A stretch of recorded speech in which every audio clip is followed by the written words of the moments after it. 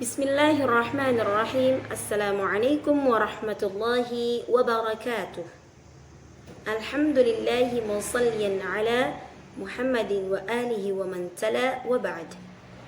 Sahabat yang dimuliakan Allah Subhanahu wa taala, alhamdulillah pada kesempatan kali ini kita dapat melanjutkan kembali kajian rutin kita dalam mengkaji kitab yang sedang populer di kalangan para penuntut ilmu tajwid, di mana kitab ini ditulis oleh beliau Syekh Sulaiman Al-Jamzuri, yakni Matan Tuhfatul Atfal.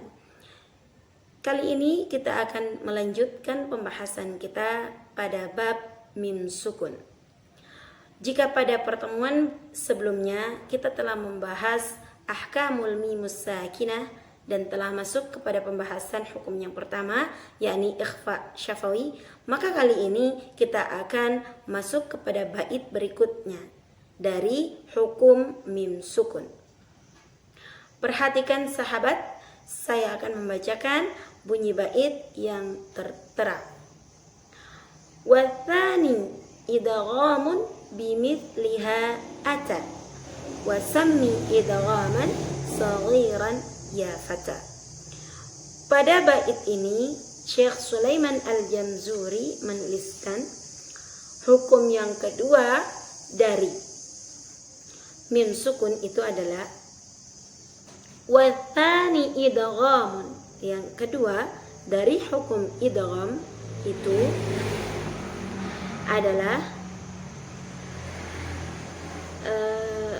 yang kedua dari hukum mim sukun itu adalah idghamun bimithliha ata, yaitu hukum idgham. Apa itu? Yaitu ketika mim sukun bertemu dengan huruf-huruf yang sama. Bimithliha ata bimakna yang semisalnya, ketika datang huruf yang semisalnya. Karena di dalam ini adalah pembahasan tentang hukum mim, maka ketika mim bertemu dengan mim disebut dengan hukum idgham.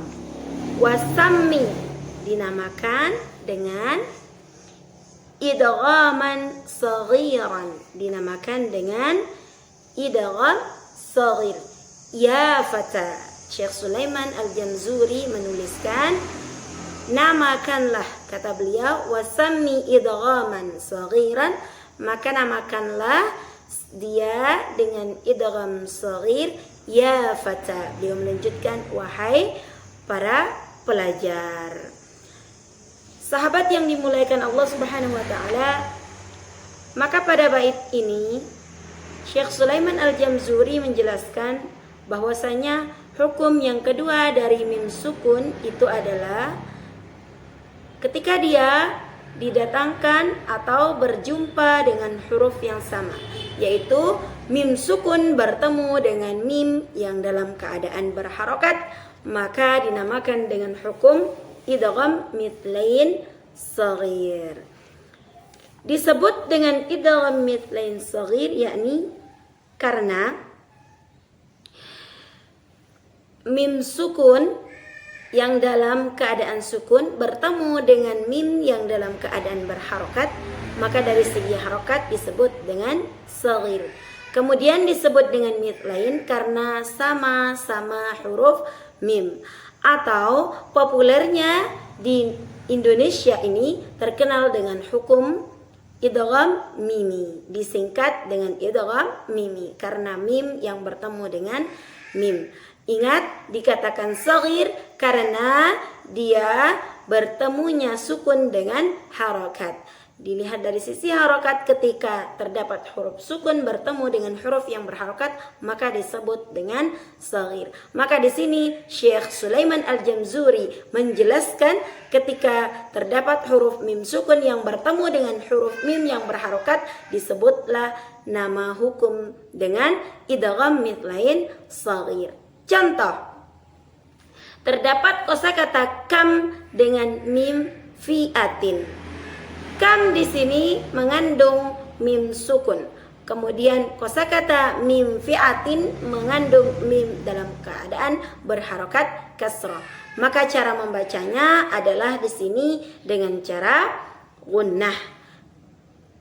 Kam min fi'atin, kam min fi'atin.